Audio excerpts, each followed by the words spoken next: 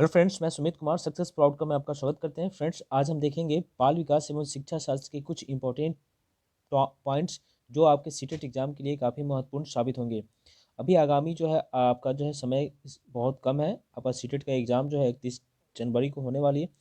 उसके बिहाफ में जो है ये कुछ इंपॉर्टेंट पॉइंट्स है जिसको आप देखेंगे। तो फ्रेंड्स, सबसे पहले अगर अब तक हमारे चैनल पर नए हैं तो चैनल को सब्सक्राइब करें और बेल आइकन को जरूर प्रेस करें ताकि इसी तरह की जो वीडियो है उसकी नोटिफिकेशन आप तक आसानी से पहुंच सके। तो फ्रेंड्स, आइए देखते हैं बाल विकास एवं शिक्षा शास्त्र ये पार्ट 1 जो है आपको आपके लिए लेकर आया हूँ। सबसे पहले देखेंगे हम शिक्षा मनोविज्ञान आवश्यक है। क्यों आवश्यक है? तो शिक्षा एवं अभिभावकों के लिए शिक्षा मनोविज्ञान आवश्यक है। शिक्षा एवं अभिभावकों के लिए जो है आपका आवश्यक है। नेक्स्ट है आपका शिक्षा मनोविज्ञान का मुख्य संबंध सीखने से है। यह कथन किसका है?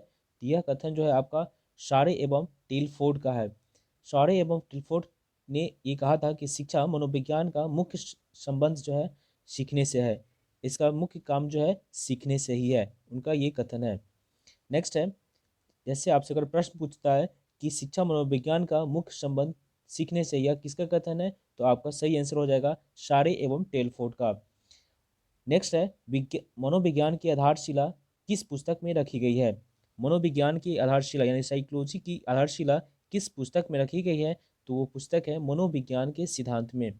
आपसे पूछा जाए कि मनोविज्ञान की आधारशिला किस पुस्तक में रखी गई है, तो इसका सही आंसर हो जाएगा मनोविज्ञान के सिद्धांत में।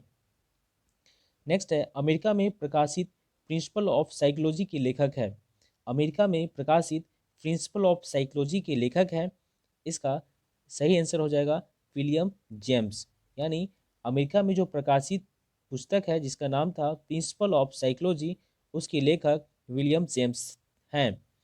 नेक्स्ट है शिक्षा मनोविज्ञान का वर्तमान स्वरूप है व्यापक। शिक्षा मनोविज्ञान का वर्तमान रूप कैसा है? तो ये व्यापक है। आपसे अगर इस तरह का प्रश्न पूछता है कि शिक्षा मनोविज्ञान का वर्तमान स्वरूप कैसा है, ऑप्शन में अगर व्यापक रहेगा तो उसको सही करेंगे। नेक्स्ट है गैरिसन के अनुसार शिक्षा मनोविज्ञान का उद्देश्य है व्यवहार का ज्ञान। गैरिसन के अनुसार शिक्षा मनोविज्ञान का उद्देश्य क्या है? तो व्यवहार का ज्ञान से है। नेक्स्ट है कुप्पुस्वामी के अनुसार शिक्षा मनोविज्ञान के सिद्धांतों का सर्वोत्तम प्रयोग होता है। किस तरह से प्रयोग होता है पूछा गया है। कुप्पुस्वामी के अनुसार शिक्षा मनोविज्ञान के सिद्धांतों का सर्वोत्तम प्रयोग कैसे होता है? तो इसका सही प्रयोग जो होता है उत्तम शिक्षा एवं उत्तम अधिगम में होता है।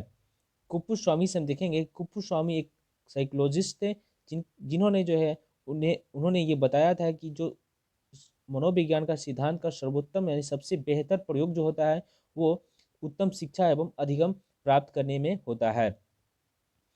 नेक्स्ट है शिक्षा मनोविज्ञान का प्रमुख उद्देश्य कोलेस्निक के अनुसार है।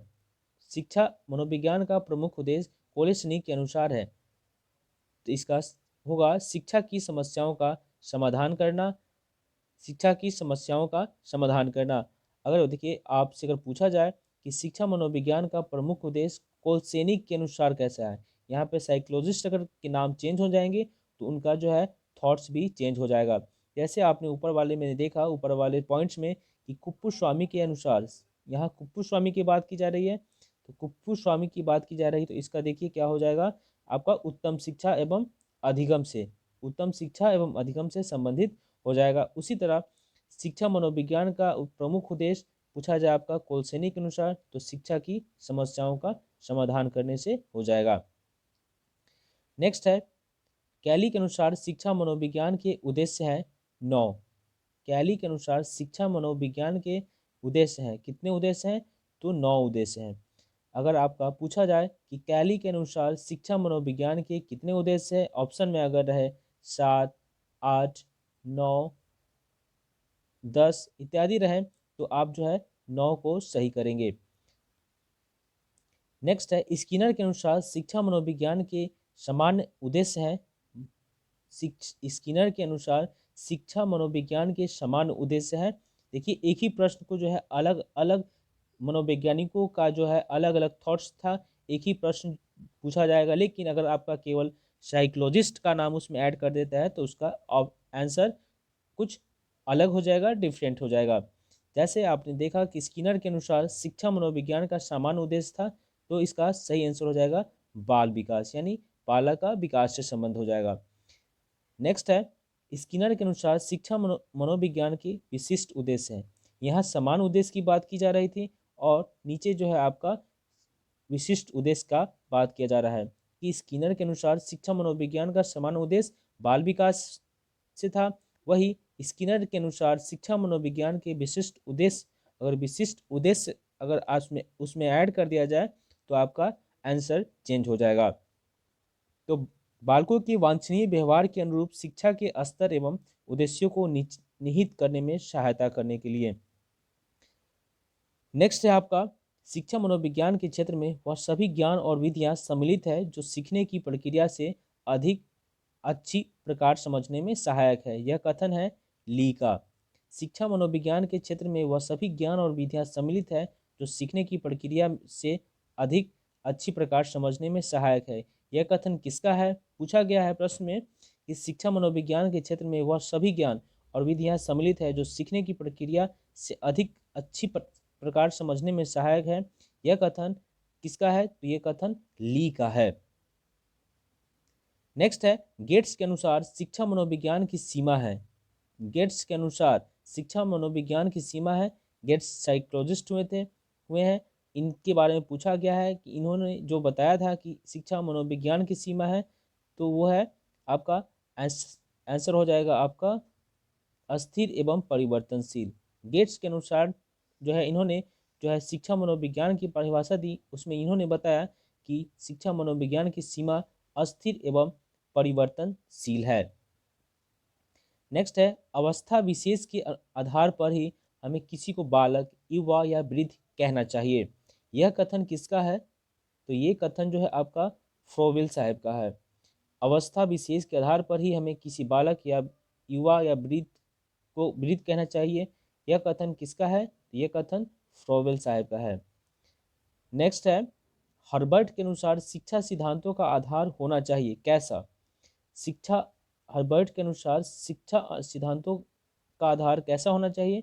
तो मनोवैज्ञानिक होना चाहिए। कैसा होना चाहिए? मनोवैज्ञानिक होना चाहिए। नेक्स्ट है, मॉन्टेसरी के अनुसार एक अध्यापक द्वारा उस स्थिति में ही शिक्षण कार्य प्रभावी ढंग से किया जा सकता है। मॉन्टेसरी के अनुसार एक अध्यापक द्वारा उस स्थिति में ही शिक्षण कार्य प्रभावी ढंग से किया जा सकता है जब उसे ज्ञान होगा किस चीज़ के बारे में? तो मनोविज्ञान के प्रयोगात्मक स्वरूप के बारे में। मॉन्टेसरी के अनुसार एक अध्यापक द्वारा उस स्थिति में ही शिक्षण कार्य प्रभावी ढंग से किया जा सकता है जब उसे ज्ञान होगा, जब किसी शिक्षक को मनोविज्ञान के प्रयोगात्मक स्वरूप का ज्ञान होगा, तभी जो है शिक्षण अधिक प्रभावी ढंग से किया जा सकता है। नेक्स्ट है, वर्तमान समय में शिक्षा मनोविज्ञान की आवश्यकता है। वर्तमान समय में शिक्षा मनोविज्ञान की आवश्यकता है, तो इसका सही आंसर हो जाएगा बाल केंद्रित शिक्षा। देखिए, बाल केंद्रित शिक्षा आपका कहीं भी अगर कोई भी अगर क्वेश्चन आपका पेडालॉजी में पूछा जाता है, उसमें अगर आपका बाल केंद्रित ऑप्शन में है तो उसको सही करेंगे, क्योंकि एनसीएफ हो चाहे जो शिक्षा केंद्र जो है वो शिक्षक पे केंद्रित ना होकर एनसीएफ 2005 में जो लागू हुआ उसमें जो है बाल केंद्रित पर ही जोर दिया गया है, ना कि शिक्षक केंद्रित पे। ठीक है, तो अगर आपसे अगर प्रश्न पूछता है कि वर्तमान समय में शिक्षा मनोविज्ञान की आवश्यकता है, तो वो हो जाएगा आपका बाल केंद्रित। बाल केंद्रित अगर आपका कोई प्रश्न अगर पूछता है उसमें अगर बाल केंद्रित शिक्षा अगर ऑप्शन में है तो उसको सही करेंगे। वर्तमान समय में शिक्षा मनोविज्ञान की आवश्यकता समझी जाती है, तो इसका सही आंसर हो जाएगा सर्वांगीण विकास में। वर्तमान समय में शिक्षा मनोविज्ञान की आवश्यकता समझी जाती है तो सर्वांगीण विकास में। यहाँ सर्वांगीण विकास से तात्पर्य है सर्वांगीण मतलब सभी चीज़ का विकास, यानी बौद्धिक विकास, शारीरिक विकास, मानसिक विकास, ये सारे जो है ये आ जाएंगे पूरे सर्वांगीण विकास के अंतर्गत। तो अगर आपसे प्रश्न पूछता है कि वर्तमान समय में शिक्षा मनोविज्ञान की आवश्यकता समझी जाती है, तो आपका आंसर हो जाएगा सर्वांगीण विकास से। और ये आपका जो है पॉजिटिव वर्ड भी है। अगर आपसे कोई अगर प्रश्न पूछता है पेडालॉजी में, उसमें अगर आपसे आपका अगर ये सर्वांगीण विकास ऑप्शन में रहेगा तो इस ये जो है प्लस पॉइंट है वो ये ऑप्शन सही होगा। नेक्स्ट है शिक्षा मनोविज्ञान का प्रमुख लाभ है। शिक्षा मनोविज्ञान का प्रमुख लाभ है, इसका सही आंसर होगा शिक्षक शिक्षार्थी मधुर संबंध। शिक्षा मनोविज्ञान का प्रमुख लाभ है तो शिक्षक शिक्षार्थी के बीच मधुर संबंध होना चाहिए। नेक्स्ट है कक्षा में छात्रों को उनकी विविधताओं के आधार पर पहचानने के लिए शिक्षक को ज्ञान होना चाहिए। शिक्षा मनोविज्ञान का किस चीज़ का ज्ञान होना चाहिए? तो शिक्षा मनोविज्ञान का। यह पूछ रहा है कि कक्षा में छात्रों को उनकी विभिन्नताओं के आधार पर पहचानने के लिए शिक्षक को ज्ञान होना चाहिए। किस चीज़ का ज्ञान होना चाहिए? तो शिक्षा मनोविज्ञान का। नेक्स्ट है समय सारणी में गणित, विज्ञान या कठिन विषय के कालांश पहले क्यों रखे जाते हैं? तो इसका सही आंसर होगा मनोविज्ञान के आधार पे। समय सारणी में गणित, विज्ञान, कठिन विषय के कालांश पहले क्यों रखे जाते हैं? क्योंकि मनोविज्ञान के आधार पर जो है समय सारणी में गणित, विज्ञान या कठिन विषय के उसका कालांश रखा जाता है। तो फ्रेंड्स फिर मिलते हैं आपसे नेक्स्ट वीडियो में, तब तक के लिए टेक केयर, थैंक यू। आप अपनी तैयारी जारी रखें